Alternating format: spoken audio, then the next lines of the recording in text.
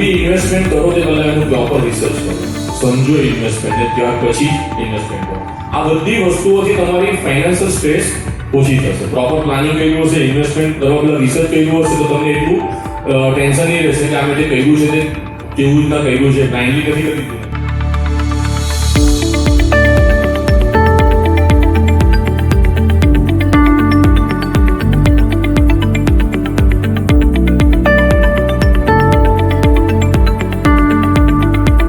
વધારે પડતું ડાયવર્સિફિકેશન નહીં કરવાનું. કોઈ બી જે ઇન્વેસ્ટમેન્ટ કરો ને બધામાં થોડા પૈસા ઘણા શું કરે, બેંકમાં એફડી કરશે તો આમાં એક બેંકમાં કરશે, પછી બીજી બેંકમાં કરશે, ત્રીજી બેંકમાં કરશે, શેર્સ બાય કરશે.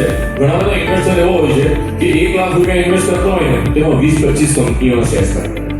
આટલું બધું ડાયવર્સિફિકેશન નહીં. વીકલી રિટર્ન એકદમ તરત પૈસા લાભ થઈ જાય, કોઈ દિવસ થવાનું નથી.